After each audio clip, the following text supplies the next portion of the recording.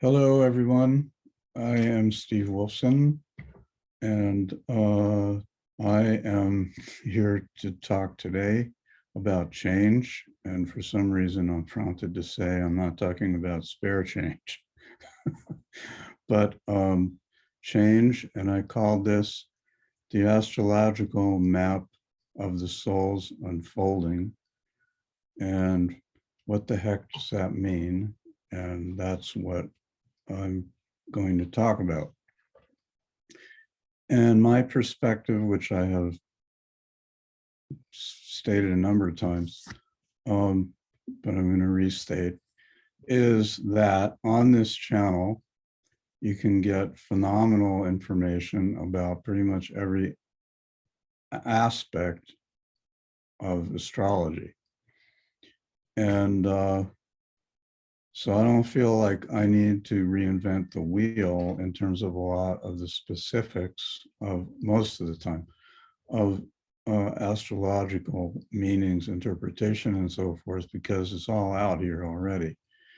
And so I have been and continue focusing on really about applying the information that we can learn on this channel and from other sources. And what has come to me, well, where do I start here? The meaning when it came to me of astrological map of the soul's unfolding is, in a nutshell, is, so why exactly do we have all these transits? I mean, we can get very good at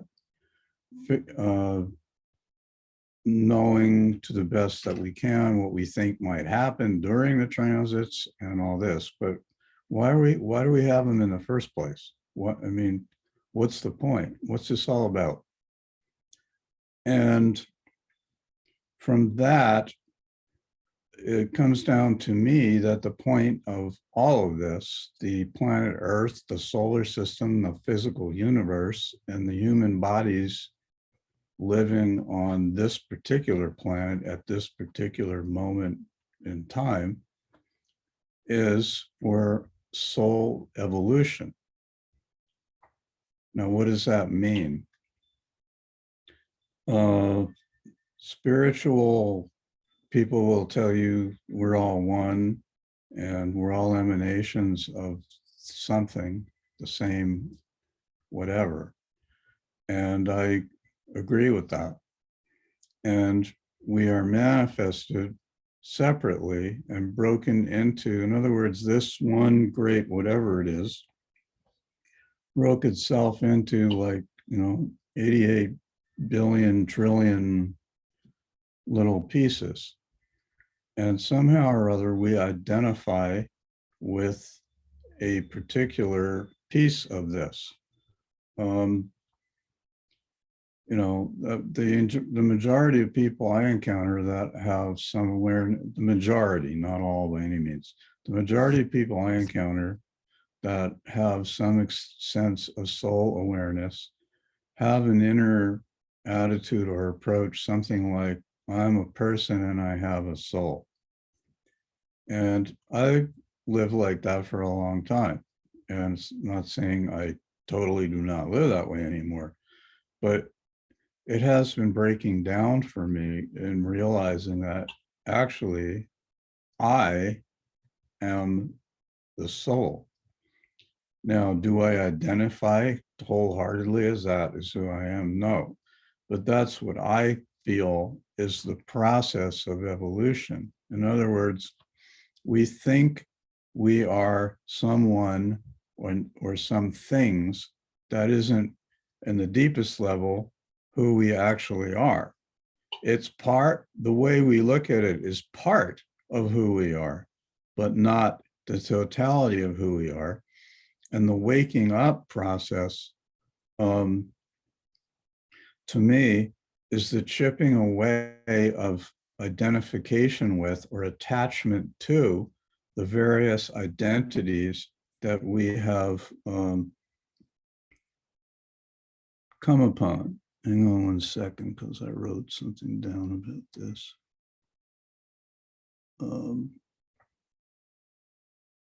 Yeah, here it is. I am, in other words, who am I? Am I, I'm not a person. I am living as a person, but I am not a person. I am not an American. I am not a man. I am not a Catholic. I am not a Jew. I am not a Californian. I am not a teenager. I am not an old man. And I am not a white man. These are temporary clothing's identities that I wear during a lifetime. Um, and yet, are they really who I am? And the answer is no. But I may see myself, and uh, at times, and maybe a lot of the time, for some people, all the time, this is who I am. One of my favorite examples of this is, since it is said for the most part that humans originated in Africa, I sometimes sit there thinking about diehard white supremacists. And if they had a DNA test and found out that their bloodline originated in Africa, what does that do to one's sense of identity? If I'm all invested in seeing everything in a certain way and judging everything else from that perspective and my beliefs about it. So my point is that this evolution, this growth, this unfolding of the soul is the ongoing chipping away of these not false identities, but limited identities. In other words, however much I think I am, in reality, I am way more than that. And I don't know that. I may know the idea of it, the theory of it, but in order for it to truly mean something or a lot or change a life or an outlook, I have to know this inside and out. Now, one of my observations is that the majority of humans seem to not be all that comfortable with change. And the greater the change that's occurring, the less comfortable most of us feel. There are some people who, enjoy jumping out of airplanes, so to speak. But I don't find that to be the majority, because we feel, life is unpredictable. Anything can happen. I could be dead in 10 minutes. There's no way to know. We don't think about it. We don't like thinking about it. So we just kind of push it aside as long as we can. And yet, change is the most, that's the constant. You can't really predict that much of anything with high accuracy, but you can predict that over time, whatever is going on is going to become different. That's a given. Now, it's very interesting when you think about it, that is one of the few constants in life. And that is the thing that the majority of we humans seem most uncomfortable about. Now, that's a very interesting conundrum. In other words, essentially, we're looking outside ourselves externally for safety, for love, for certainty, for awareness, and so forth, because we have to survive in this reality here. By survive, I mean, every day we need to sleep, we need to eat. In our culture, for the most part, we need to make some money and so forth. And as long as I'm feeling separate, no matter what my beliefs are, if my emotional reality is that I'm feeling separate from everything and that I'm getting through this on my own and by my wits, and if I weren't doing that, God knows what might happen to me. Then, and also our nervous systems biologically are wired for this kind of experience because we come from a long line evolving layers of brain, et cetera, that go back to this primitive brain where it is bottom line life and death. Because the bottom line in change or in experiences that I don't like, if you boil it down to the bottom line below all the thinking and so forth, there's a fear we might die. This organism that I identify with, this body, this identity, well, it is going to end. The point of the spiritual path is to remind us that, well, I'm more than that. And that's a wonderful belief, but it needs, before it becomes more than a mental thought, because if somebody is, if I'm about to go into a car accident or I'm in some kind of violent situation, knowing mentally that it's all okay and all this is not exactly what's likely to be coming up in me at that moment, no matter how well I have memorized all these beliefs. This is not wrong.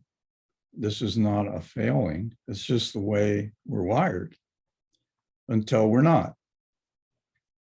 And the until we're not appears to be a relatively lengthy process.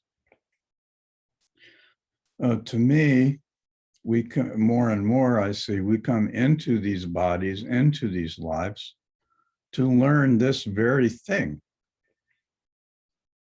You can say it's to express the divine, which I feel there's truth in that, but it's out of that expression of the divine I become more aware of who I really am, that I'm not the limited body person that I feel I am. And the gist of it becomes,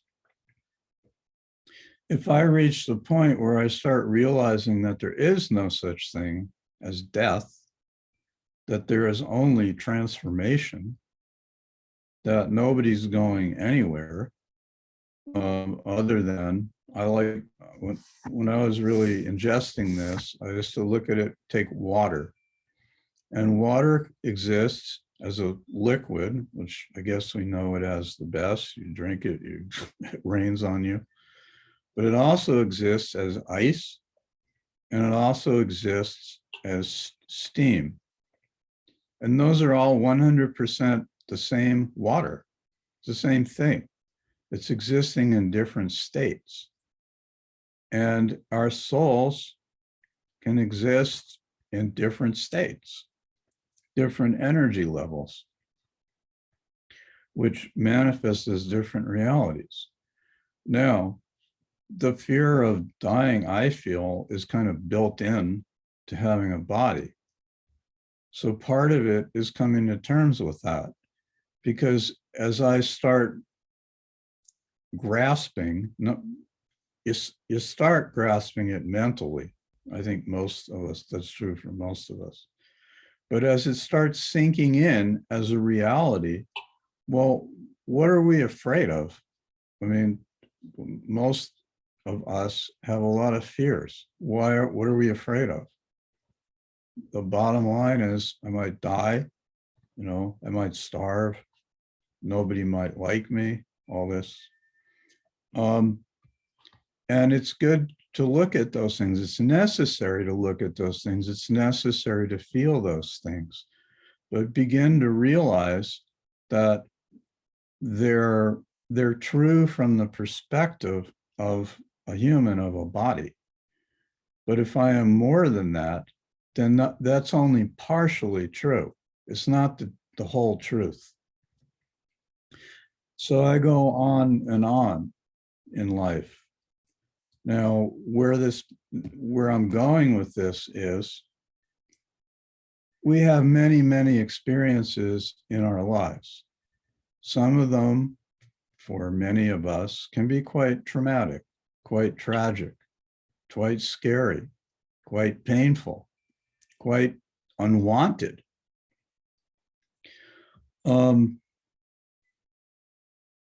A lot, because I feel this has not really been understood why these things are happening. So one of the places that it goes to, especially with the way that karma has been taught to us in the West, that if painful, unwanted, uncomfortable things are happening to me, I must have done something to deserve them. This is what we call bad karma. Well, I must have done something. I don't remember what I did, but it must be, because why else would I have to be going through all of these things? There's different explanations that are basically similar to that don't involve karma. There's the shame and blame approach that which was learned from well-meaning parents who learned it from well-meaning parents going back a long way. And this is the way we've been raised. If you don't do this or this or this, then this is what's going to happen to you. And so if you didn't do this and that, and something like that happens to you, then, oh, I was wrong. And now I can be angry and project it on somebody else because I don't want to feel that I'm feeling bad or unworthy. Or I can feel crappy about myself because I feel like I've done things that are wrong and so forth. I say all of these changes come as part of helping us wake up out of this perspective. That more and more and more I see clearly. I'm not asking anybody to believe this. This is not something you believe. This is something you realize over lengths of time. That nothing that occurs in anybody's life is a punishment, a cosmic punishment. That everything that happens, and it may make no logical sense in a lot of cases from the perspective of who I see things as, who I think I am, everything that happens is part of my waking up process, becoming more aware of this deeper reality. Now, some of this stuff is shocking and painful, and yes, it's traumatizing. And yes, I'm not going to get it there, but it may have to happen on and on. I may have to go through 30 years of this. I want to make sure I'm saying this so it can't be misinterpreted. I'm not saying it's going to take you 30 years. I'm saying in the event that it takes 30 years of counseling and life experiences and a change of scenery and life, meaning being here or there, having different partners, having kids and so forth, it's okay, because some of the things we're working with are so large, they're on such a magnitude that 30 years is a very short period of time to a soul. It's very, very short. A lifetime to a soul is very, very short. I feel I won't be surprised on my passing that I feel like I've been gone for like 15 minutes in soul time, seriously. That's what we're working with. Now, because it's rare, there are increasing voices around that are speaking like this, and it's becoming increasingly acceptable that this is not craziness or insanity, what I'm talking about, that there's some validity to it. And so awareness of it is deepening and growing over time, which to me is part of the waking up process that is occurring on the planet. And that is what the astrology is pointing to. And that is what the United States Pluto return is pointing to, that there are going to be these massive shifts because the way we're collectively living is clearly not working very well. It works incredibly well for a very small percentage of people and not very well for a very large percentage of people. And it's kind of missing the point. The way we approach, to me, the way we approach it is missing the point. And events are going to occur, and I don't know what they are. I never ever, I knew things were going to happen. It never crossed my mind in the least that a virus was going to change lifestyle patterns on the entire planet. Like, that's interesting. I don't know how any of this is going to come, but I know what's intended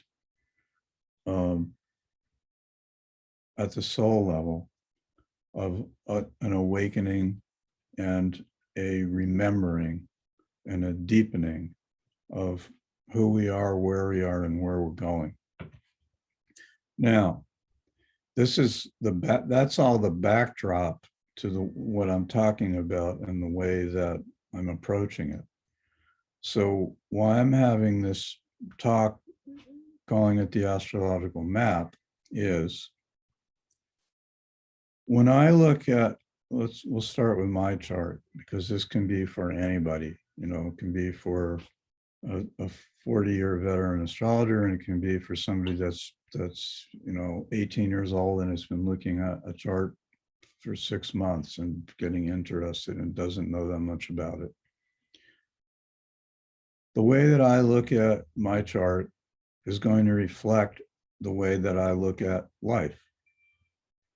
If I think life is a reward and punishment system, where if I do the right thing, then I get the goodies, and if I do the wrong thing, or bad things, quote, bad things start happening, then I'm off track somewhere, because if I were on the right track, then good things would be happening, not uncomfortable, difficult things. And so most of us are conditioned in that sort of perspective, because that is basically Western civilization. And my experience is the majority of people who have interest in astrology or serious interest in astrology tend to be sensitive people.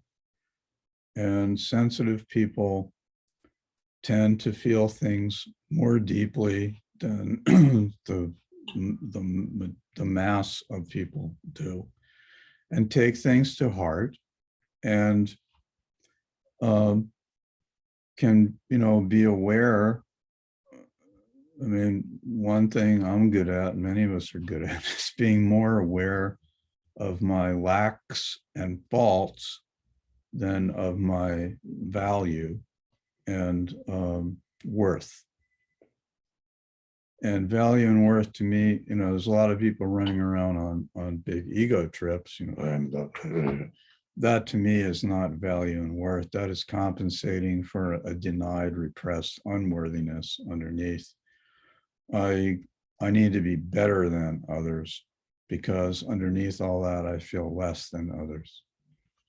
So, so for people that have a sensitivity, they tend to not want to feel better than others. So they feel the parts that feel less than others, and they tend to interpret their own chart in that way. And so we have these concepts of bad houses and bad charts and bad aspects and difficult transits and all of this stuff. And yeah, some experiences we're going to need to go through, some charts, some transits, some events that occur in life are not going to be the easiest ones to live with. We have an EA concept of the number of aspects of Pluto represents how much a soul has taken on for a given lifetime. So if somebody has 7, 8, 6, 7, 8 planets aspecting Pluto, they may have had more difficult or uncomfortable experiences than a lot of people have. Conversely, if they only have a couple of them, they may have had fewer difficult experiences.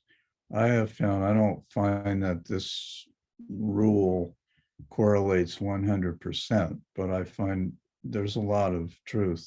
My experience is there's a lot of truth in this. But the point becomes, why, if I have a bunch of Pluto aspects, why do I have a bunch of Pluto aspects? Is that my bad karma? Or is that the strength of the desire within my soul to evolve, that it is willing to take on a lot, which means it's going to be uncomfortable a fair amount of time and during the course of that lifetime. I call it, it's brilliant to be sitting out in the astral and going, yeah, I'm going to plan this life, and it's going to be a little hard and all that. And then you get down here and you have what I call, what was I thinking moments, and in realizing, this seems to be a lot, and can I really handle it all and all this? And I feel we have to learn how to handle it all. And they start is a breaking down, in what United States culture, I think basically the basic goal is to want to be as happy and fun-loving as possible, as much as the time as possible, and to get as far away from unpleasant, unwanted experiences as possible, as much of the time as possible. And that is our culture. But I don't feel that's what life's about. I don't think life looks at it like, yeah, we're going to give them pleasant experiences, here, and difficult ones there. It's just like we have a life plan. I feel we have a life plan. And the point of the plan isn't to make it hard. It's that there are intentions of what that soul is seeking to realize, to understand during the course of that lifetime. And it takes a whole bloody life to play that out. This is one of the issues, again, in our culture that is so thoroughly youth-oriented. And then when you get old, you're retired, and there's nothing really, not much for you to really do in many, many cases. And so there's a sense of uselessness and loss of meaning or purpose. I'm really clear on the soul level, the entire life from day one to last day has archetypes of unfolding, that there's different things we learn at different periods in that time. And our culture values certain parts of that process and devalues other parts of that process. And lo and behold, the parts it values tend to be ones where there's more opportunity or time to have fun and, just run around. Now, again, that is part of the life. Those are valid experiences. But we find out, I think, as part of maturing, of becoming an adult, that that's not the totality of what's it about. There's a place for that, and there's a place for that when you're, 92. But the focus changes. It becomes, in a lot of ways, at certain points, what I call been there, done that. I'm not drawn to certain things anymore. I've already had those experiences. I have learned the lessons that were involved. Why do we have massive transits? I don't know if that's a good way to say it. Let me rephrase it. Why do we have Pluto transits, which most anybody listening to this is going to be aware that Pluto transits tend to be uprooting. Why do we have this? I look at it as they transform a life. That which I was doing before, I've learned that. I've done well at it. It needs to change because I would begin becoming stagnant soul-wise without the change that is at hand. My life is going to change. It's actually kind of a reward, though we don't look at it that way because it's uncomfortable. But it's a sign that I've done well and I have completed something. I may not want that something to be complete, my personal identity. I may not want that something to be complete. And that moves into the realm of sadness and grief, particularly grief, which I feel is a transitional experience. In other words, things have changed. Why? Because, I've mentioned before, like where I live, we had over 2,000 homes burned down in a fire last September. There's families, 2,000 homes gone. You don't really get a choice whether you wanted that or not. It just happened. There you are. Was anybody prepared for that? Probably not. Is it traumatizing? In many cases, absolutely. So what's it about?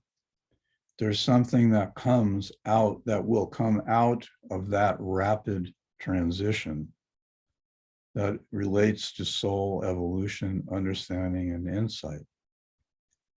A lot of people are not necessarily going to grasp what that is in this current lifetime. Many will, and that's okay.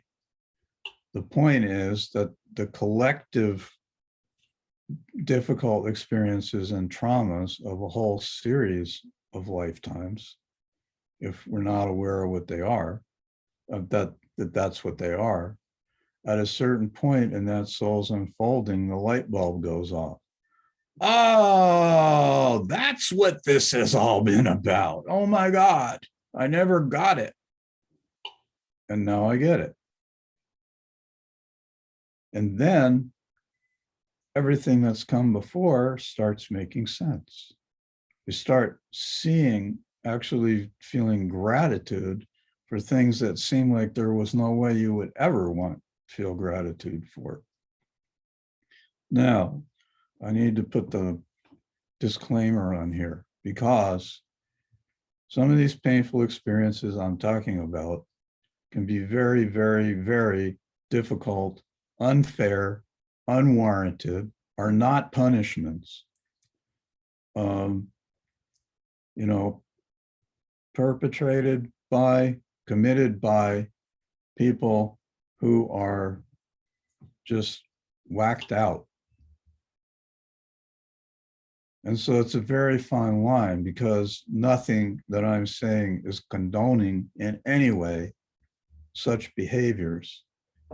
And I think in a strange way, it's like a soul that accepts being part of that kind of mistreatment. That's a very courageous thing. And the lesson to me is not to love that this happened to me, but to realize that no matter what happened to me, I am a worthy human being, and to allow these difficult experiences to, over time, as I can, to actually increase my personal sense of dignity, worth, and value. To drop some of the patterns that sometimes we think are serving or trying to help other people that really, and allowing things to occur that really aren't serving those people, being nice to them, so to speak. And it's not being, I don't know, it's very funny. It's like I can acknowledge that everyone has a soul and is part of this divinity. But there are cases where I'm going to acknowledge that from far, far away. And I have every right to feel what I'm feeling and the pain that has occurred.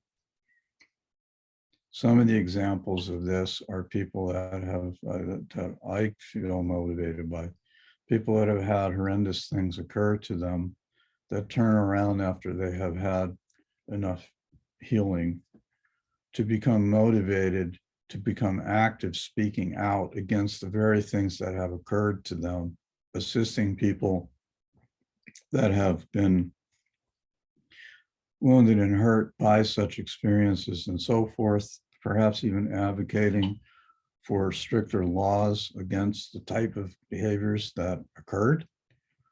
And it is in this way that these experiences become something positive and of value, can come out of very, very difficult experiences. And in no way is a person that suffers those experiences at fault. They do not bring it on themselves, and it is not some kind of cosmic punishment or lack or bad karma.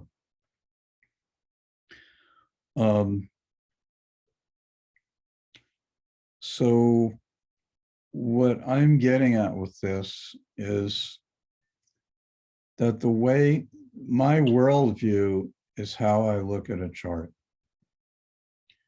And what's happened to me over the years that I've been looking at charts, when I started, I was looking at them with the same worldview that I had all along, which contained many of the things I'm just saying that it's not, punishment, right and wrong, bad karma, all this, because that's how I used to feel. I used to subscribe to these perspectives. But over the last number of years, I have been integrating whole other perspectives that have been slowly yet certainly changing my life and the way that I view life. And because I have noticed that the way that I used to view life, and I'm not in any way saying I'm all over all of that. That isn't true at all. But a corner has been turned in my life. And these newer to me, holistic, non-shaming, non-wrongdoing, non-punishment perspectives grow and grow. And as they deepen in me, and it comes down to self-love. It comes down, why self-love? Because it's divinity, which is the essence of love, and that divinity lives within me. So no matter how much of a hard time I have given myself, I am as deserving of that divine love, no matter how many mistakes or errors I feel I have done. I am as deserving of that love. I like the saying about the sun shines on everyone. The sun shines on people who have done horrific things, and the sun shines on saints, and it doesn't blot itself out to those it judges. And that to me is like the nature of divine love, because it's continually encouraging us to,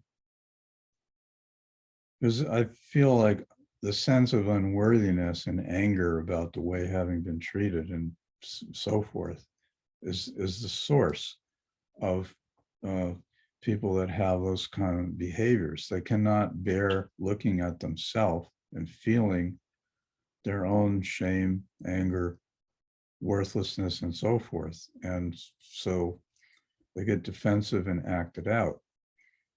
So like a wise parent who understands that their child is acting out, you can't allow it to act out, because that is not just because it's wrong to treat other people that way, but it's not serving that child to be rewarded, so to speak, for acting out in ways that are not serving it at all. And I look at that life itself looks at us in these ways, that as a wise, loving parent, so to speak, that is reminding us, we the children, of who we really are and how to become more positive, caring, you know, struggling for a word to describe it. I want to call it a good person, but I don't like using good and bad anymore. Just a person who feels at home and in appreciation of life and its challenges and its triumphs. And learns that it's okay, it needs to, and it's okay to take responsibility for my own emotions, my own actions, and so forth, and not project them onto other people or the world. And that these are the deep soul lessons. The astrological map I spoke of is the birth chart and all the transits that are going to occur in a lifetime, plots the type of experiences and the path that is going to occur, that is going to have the attempt of moving us in the directions that I'm talking about at the soul level. You know, I saw something interesting recently, very recently, talking about from a spiritual person, what I call a truly spiritual person, that some people literally need to be incarcerated, not because they're being punished for their deeds, but because they're not going to deal with themselves in any other way.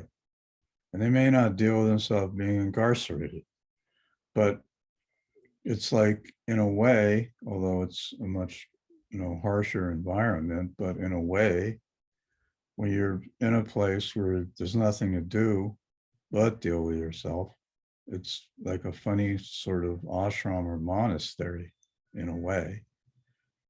There's a whole lot of people in that space that not only are not dealing with themselves, but are, going to take advantage of people who are. Amen, I agree. But the deeper reason for this is to force us over time, gently and gradually, to come to terms with ourselves, to face our stuff. And this, I feel more and more, is the reason that we have so many difficult experiences in our lives. Because pain and suffering is a very effective learning process.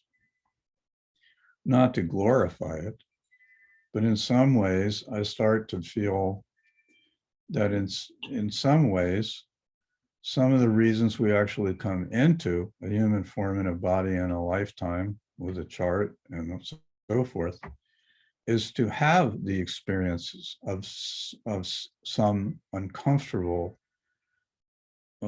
experiences, because of the long-term effect that the growth that comes out of those experiences is going to bring to my soul development. Like, we literally come here to have the experiences that most of us that are here are doing any and everything they can to get out of having. This is very interesting. So the value to me is that the more that I come to see life from this perspective and to observe myself also at the times when I am not coming from this perspective, and to not judge myself or beat myself up about it, but to realize that I'm in a growing process and it, it takes some time. That this is the point. This is the point. And when I can look at my own chart from that perspective, that, yeah, I have these tendencies. Everyone has tendencies. And I'm here to learn some moderation or balance on them. We can look, when I look at a Pluto polarity point or a North node from that perspective, it's a whole different experience. What if my soul has not been resisting, for all I'm worth, the intended growth? What if the intended growth is on such a scale that it takes 2 or 7 or 13 lifetimes to really be able to embrace and embody it? And so it's not an issue of I screwed up, but I was on a learning path. We send kids to school and they have to go through, 12 grades. Why couldn't I get it in the third grade, or why couldn't you get it in the third grade? Well, because it takes longer, and you're not in the third grade because you're stupid. That's your current place. Don't worry, the fourth, fifth, and sixth grades are coming, and so forth at the right time, in due time. So what I'm speaking about is that taking these perspectives and grounding them and applying them to how do I look at a birth chart. If I'm an astrologer, if I'm reading charts for other people, and I start looking at other people's charts from perspectives like these, because many people don't. Many people see themselves in demeaning ways. And so it's not like, what I've learned is arguing with them like, that's not really the way you are, that's just more of the same. But it's kind of affirming to others that their chart, no matter what it is, has a lot of hope in it, and potential and intention. And it is not, I love the one about you have a difficult chart. I don't feel that helps anyone. Each person has a chart that is the perfect chart for the soul intentions that they incarnated to experience. And their chart is unique. That's amazing. Their chart is unique, and there's no one to compare anyone's chart to, because each of us is thoroughly unique. And the gist of, I see more and more interpretation, chart interpretation, is helping someone to embrace the uniqueness that is found in their chart.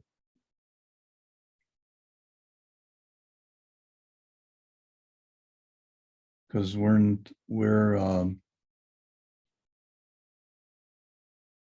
tend to want to compare ourselves to others, what am I doing in relation to what they're doing, or what my parents told me, or what the seventh grade teacher told me, whatever. But there's a uniqueness of each person and each chart, and life kind of has room for what we consider our so-called failings or shortcomings. They're inevitable. They're inevitable. And it's like reparenting or relearning that it's okay that I've done what I've done, no matter what it is. No matter what I've done, there is a hope. There is a way to turn that around into something that is of value, not only to myself, but to others.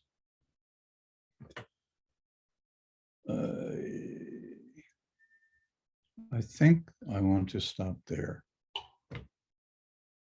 I hope that this talk has been of value and help to you if you've listened through it. And I appreciate that, and I thank you.